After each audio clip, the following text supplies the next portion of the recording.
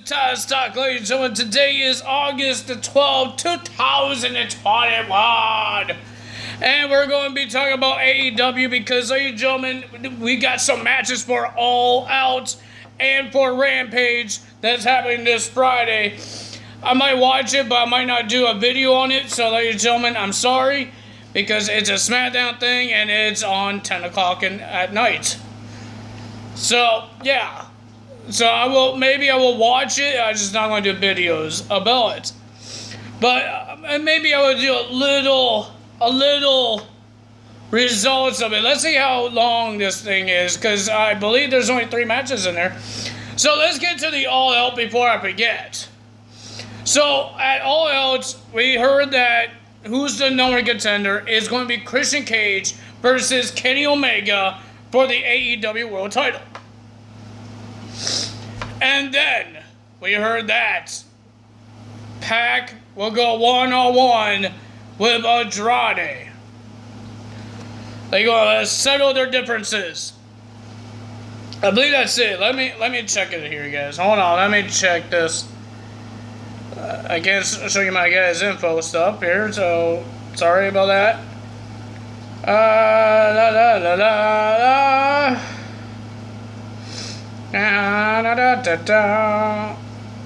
They're All Out. They're going to be in Chicago for All Out. There's going to be a women's casino battle royal for a future shot for the AEW Women's Championship. Yep, that's the only matches that got made. Kenny Omega and Christian Cage, Pac and Andrade, and a women's casino battle royal that I did not know about. They didn't say anything about the show. On the show about that match. So, yeah. So, ladies and gentlemen, now let's talk about Rampage. There's going to be 3 championships on the line. There's going to be the women's title. I think we already told you guys about this. Britt Baker will be versing Red Velvet. And then there's going to be a TNT title match against Fuego del Sol. I don't know if I'm saying his name right. But he is popular on the Sammy Guevara's vlogs on YouTube. Yes, I watch it too. Sometimes it's funny. Sometimes it's entertaining. I enjoy it. I watch BTE as well. But now, and he will be versing Miro for the TNT title, but he's not contracted to AEW. So, Miro says if Mr. Fuego could beat Miro, he gets a contract as well. He wins the title and a contract. And then we've seen the Impact World Tag Team titles on the line on Dynamite. We're going to see the Impact World Championship on Rampage. We're not going to just see Christian versus Kenny Omega at Chicago at All Out. We're going to see them go one-on-one this Friday in their very first match against each other for the Impact World Championship. That's going to be interesting as well. But ladies and gentlemen, now let's get to the matches here for AEW. But we do have a big segment. There's not a lot of big segments. At the end of the Elites match, that's how we knew about these matches. And Jurassic Express will be getting their shots of the tag team titles next week. So I won't tell you guys all of that after that match. But ladies and gentlemen, the big segment was Tony Schiavone is supposed to get an apology from Mr. QT Marshall by pouring a protein shake on Tony Schiavone like 3 weeks ago. A couple weeks ago. But QT has not shown up to the show for a couple weeks. But Tony Schiavone been saying stuff while QT wasn't there. So the factory, we know, QT says, I know that we're not going to get an apology from you. It's going to take us a long time. We don't have that much time. But he says, I will apologize. He says, I'm sorry, but not for the protein shake. What he's going to do to Tony Schiavone's son. So that big caveman guy, Nick, he pulled out Tony Schiavone's son out of the barricade and put him in the ring. And then they just start beating up Chris Schiavone. I think that's his name, right? Chris Schiavone. And then Tony did apologize, and then he called him the B word. And then QT says, apology not accepted. And then he did a diamond cutter. But I guess it's called a stunner now. That's what I think Excalibur or JR said. Oh, he did a stunner. JR, you were best friends with Stone Cold, right? You know what a stunner looks like. And I think Excalibur been in wrestling, and you don't know what a diamond cutter looks like. You know there's Diamond Dallas Page. He was on your show. What, you guys hate him or something? You guys couldn't get his, you couldn't say cutter? Jeez. Oh, man, that's, you know how, that sounds so stupid. That you don't know what a stunner is and what's a, you guys mocking WWE so much. You guys don't know what a stunner is? You guys been watching WWE so much to mock them. So, you never seen Kevin Owens do a stunner? Like, seriously? Or Stone Cold Steve Austin? Because you guys been watching wrestling so WWE to make fun of them? So, I don't understand how you guys not know what a stunner is and a cutter. A stunner is when you sit.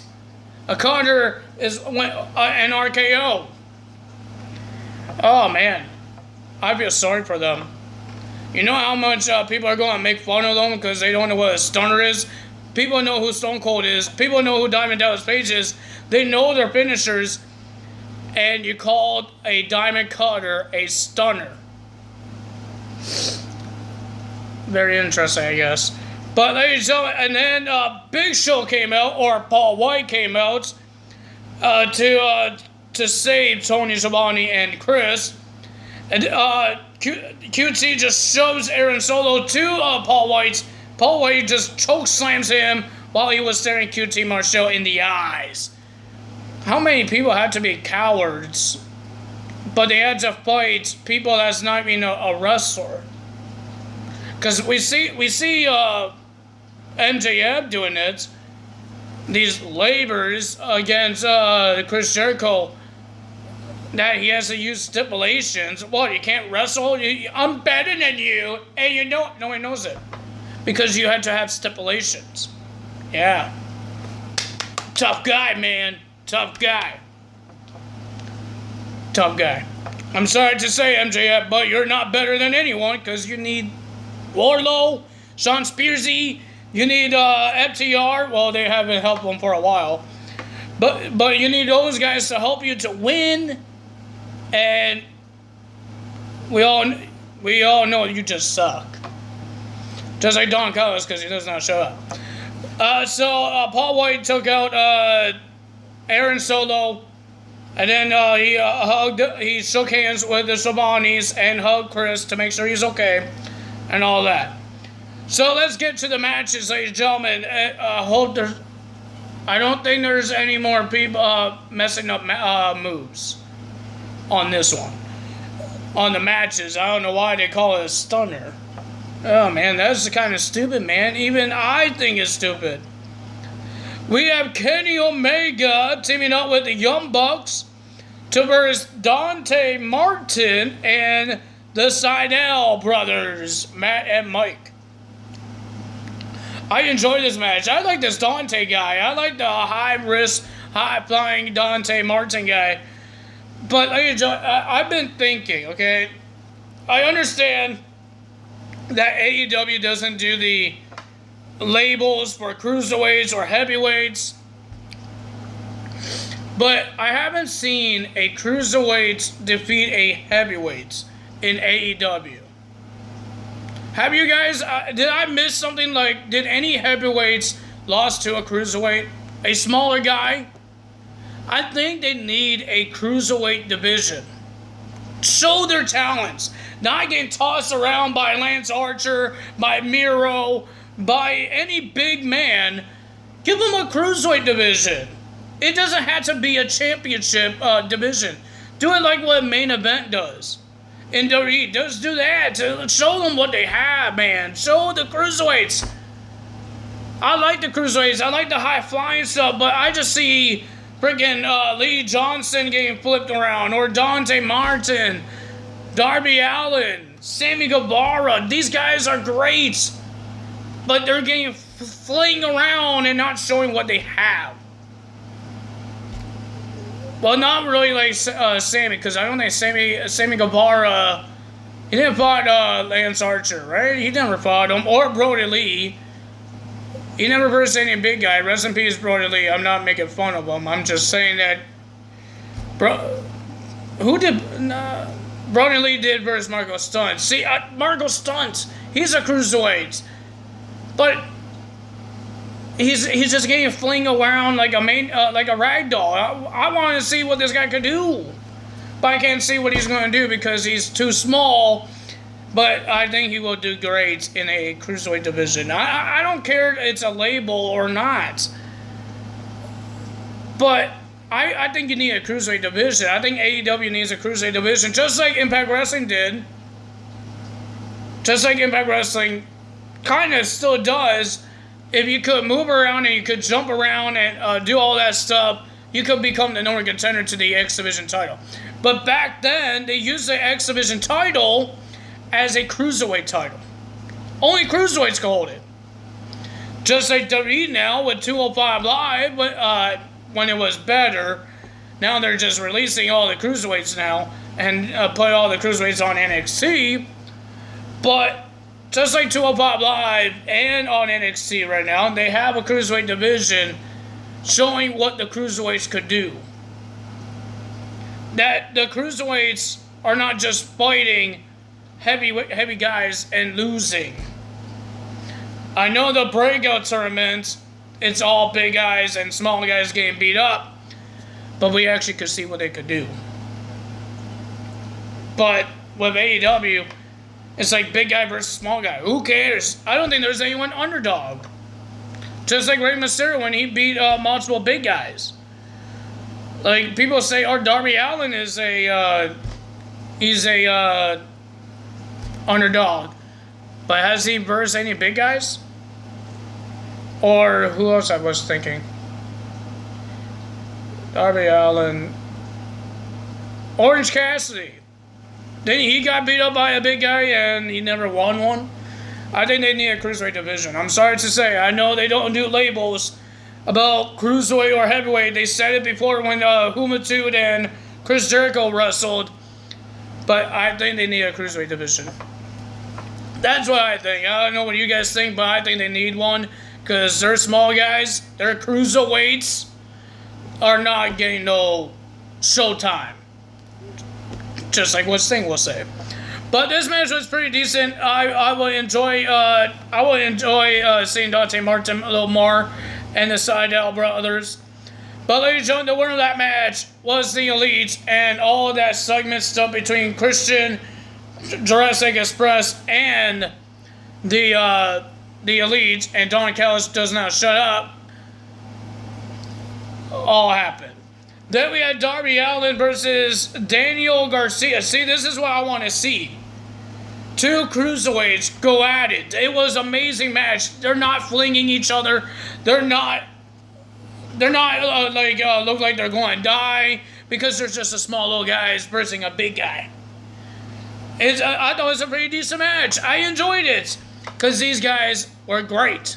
Because it's not a big guy. They actually could show their talent. With the reversals, all their flippy-dippy-doos, all that stuff. I like that. But the winner of that match was Darby Allin. 2.0 tried to help. Didn't work out. They got a little scared of Stinger. But ladies and gentlemen, at the end, 2.0 tried to slide Darby Allin out of the ring from the bottom rope and start beating him up until Sting attacked one of them. And then Darby Allin tackled the other guy. I forgot their names. I think it was Chase Parker and something Lee, I think. I don't know. But ladies and gentlemen, and then we just saw Sting do a suplex on top of the stage. And we heard that next week, Sting will be in action, finally, with fans in there. in a Texas Tornado match, tag team match, with Sting and Darby Allin versus 2.0. Pretty decent. Then we have Matt Hardy and the Private Party versus Best Friends and Wheeler, Utah. I enjoyed this match. Matt Hardy's not a really big guy, but it was a pretty decent match, except for all the interfering. Oh my god. It's like watching ECW with all the interferings. But I understand Matt Hardy has a faction and they like to help. He has Jack Evans. I like Jack Evans too. I would love to see him more too. He has Angelico, The Blade. I'm heard that The Blade is coming back soon. I think they meant The Butcher, because we haven't seen The Butcher. I think he got injured, not The Blade. Blade is the one that used the brass knucks on Orange Cassidy a couple weeks ago. You mean The Butcher commentary? Oh man, you guys like to mess things up a lot. But ladies and gentlemen, it was a pretty decent match. I enjoyed it, but a little help with Ali, Nyla Rose as well, attacking Chris Statlander outside the ring. But ladies and gentlemen, the winner of that match was Private Party and Matt Hardy. Speaking of Chris Statlander and Nyla Rose, they were in a match. They were supposed to have a match before, not before, but they're supposed to have a match after Matt Hardy coming up. But Nyla Rose just wants to have like the underhand against Chris Statlander because she's a little hurt. But the winner of that match was Chris Statlander beating Nyla Rose. Then we had Luke Gallows and Corey Anderson versus Stu Grayson and Evil Uno, Dark Order for the Impact Wrestling World Tag Team Championships. And ladies and gentlemen, Brandon Cutler got in the way by trying to do something stupid. He got punched in the face by Colt Cabana. And then Elite Hunter, Frankie Kazarian, got rid of Brandon Cutler by dragging him in the backstage. The winner of that match, and still the Impact World Tag Team Champions after Luke Gallows, or Doc Gallows, whatever his name is, threw in the Impact World Tag Team titles to distract the referee. And then, that's what they did. The winner of that match was Luke Gallows and Corey Anderson. They're doing a lot of WWE moves. I saw RKO and a whole bunch of weird things. But they don't call it that. They don't even call a cutter a stunner. Yeah, I'm going to keep on bugging that, okay, guys? I'm going to keep bugging that. Ladies and gentlemen, next we have our main event, Chris Jericho versus Wardlow with MJF at ringside. It was an okay match, not bad. Wardlow being a little showing off of his strength and all that stuff. MJF trying to help out. And then MJF got caught because he slid back in the ring and tried to take his dynamite ring and give it to Wardlow, but the referee caught him when he was trying to slide in, and Audrey kicked him out and says, bye-bye, go in the back. But Chris Jericho still wins with Floyd, the baseball bat, and a juice effect, and 1, 2, 3, Chris Jericho wins. Shawn Spears came out to attack Chris Jericho, Sammy came out, and then there was a triple team. Well, technically it wasn't triple team because MJF just attacked Chris Jericho's arm. It's a double team on Sammy, and then Jake Hager came out to make the Pinnacle run away. Man, that was a lot of words. But ladies and gentlemen, now we know Chris Jericho is on Labor 5, and Labor 5 is the finals, and the finals means MJF. Oh man, guys, I've never seen a really big coward just like MJF. I was going to say Chris Jericho, but Chris Jericho did make no stipulations. But MJF says to Chris Jericho, my stipulations are no juice effect and no juices the theme song or the entrance. He will come out with dead silence. So Chris Jericho will be walking dead silence, just like Retribution did when they were first coming out. They were in dead silence until Ali gave them a music. But Chris Jericho, no juice effect, but we heard that if he does a juice effect, Mr. MJF automatically wins the match.